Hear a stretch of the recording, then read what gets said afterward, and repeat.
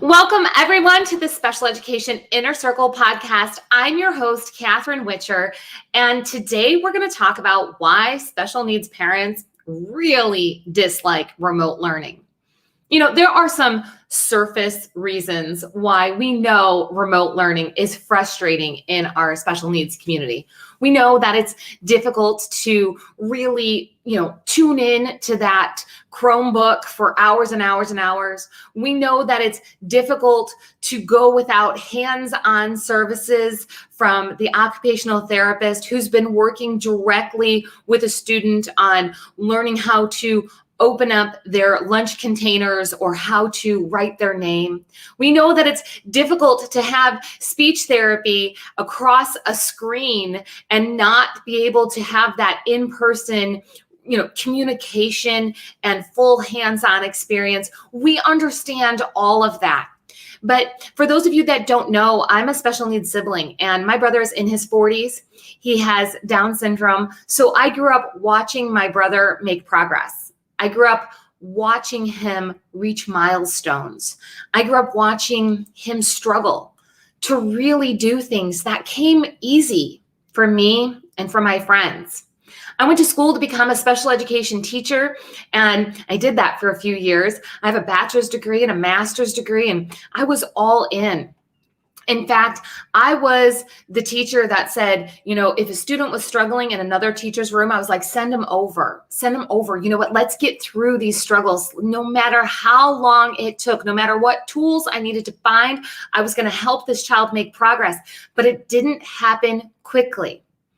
You see, these next 3 months of remote learning, for some school districts, it's 6 weeks of remote learning that's up and coming here in the fall. It's not about the 6 weeks, which is, 42 days, which is what maybe, 30 days of actual instruction that would be happening. It's not about the remote learning for those 30 days. It's about the work that went into making progress before all of this happened and the fear of how much work is going to have to happen to just get back to where we were. And it's the hopes and the dreams of parents who saw their child making progress and maybe having some momentum in some areas before this whole shutdown started, and thinking it took us years to get to this place where we were in a good place and we were making progress and there was momentum and we had the right things in place. And it took years to get to the right school, or it took years to get to the right therapist. It took years to get to the right solution. And now it all disappeared. So it's not about the 30 days. It's about how are we going to really get back on track when it took us so long to get to where we were. And then how far back is this going to put us? Because for some students who perhaps are not on IEP, they're going to be able to kind of jump back in. They're going to be with their peers, and everybody's kind of learning at the same pace and the same thing, and they're all working towards a common goal.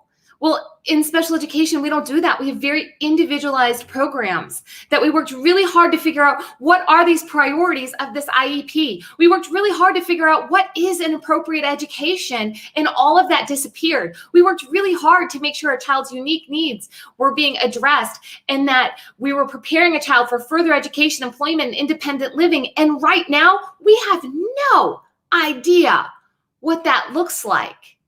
What does employment look like right now? Because the jobs that we were preparing for may not even exist when our students who are in special education and we're getting prepared for the future, those jobs may not even exist when it's time to transition from school into the real world. What does further education look like? What does, independent living look like? We don't know. What we do know is that it took a lot of effort to get to where we were, and everything stopped. And now it feels like it's stopping again. And we're scared, not just for these next 30 days in our special needs community. We're scared for the next 30 years and the long-term impact of how far behind are we going to be when we get back to whatever normal is going to be. Now, a lot of times we can talk about you're not going to be behind, you're going to make progress in a lot of different areas. You're going to have more progress in some areas like independent living. You're going to have more progress in many different opportunities that are coming about. Yes, we have different things that are happening. I get all of that. I get that there are silver linings everywhere. But if you are not in the special needs community as a parent and you haven't worked through this, lean in real hard and listen when I say the anger, the fear, the disappointment, the frustration that is happening is not about the shutdown right now. It's about what it took to get to where we're going. It's about how everything has stalled and what is it going to take to get back up and running again, to get back to where we were, and then how far is it going to set us behind? It's about the longer picture. It took my brother years to learn how to walk, not months like most babies, right? It took him years to be potty trained back in the day, right?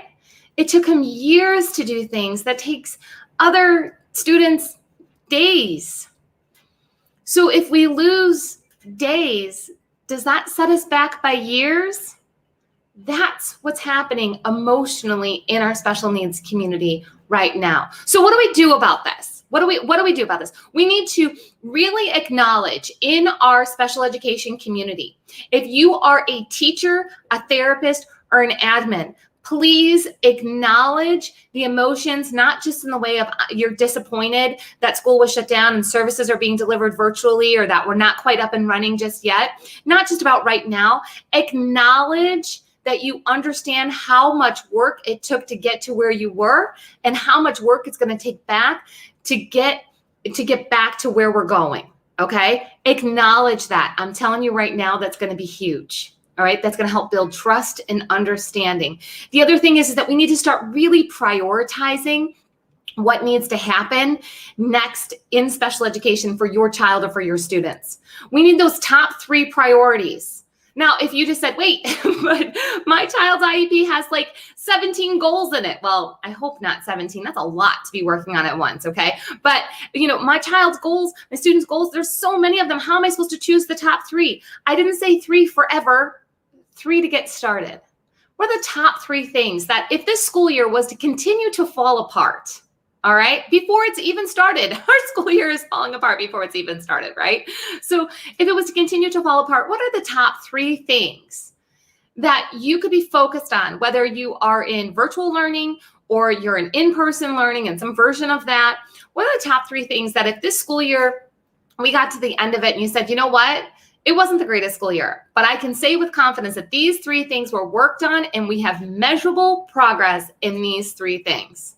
So if you can acknowledge the struggle and really start to communicate, not out of anger, not out of fear, just communicating so we're getting on the same page of what needs to happen next, and you can really prioritize 3 things for this school year, you will be able to move forward together as an IEP team, regardless of what the delivery of the education is. All right, those are the starting points. Acknowledge it and then pick 3 priorities so you can start to move forward so you don't feel like all is lost in all areas and that everything is still on hold. Remember, you guys can find me over at the Special Education Inner Circle at specialedinnercircle.com, and I hope to connect with you there. You can also get more information at masteriepcoach.com if you want to learn how to navigate this back to school season in a whole new way. I'd love to see you over at masteriepcoach.com. And again, I just want to give you encouragement that we know it is not about just these past 6 months or these next 30 days going forward. It's about the big picture.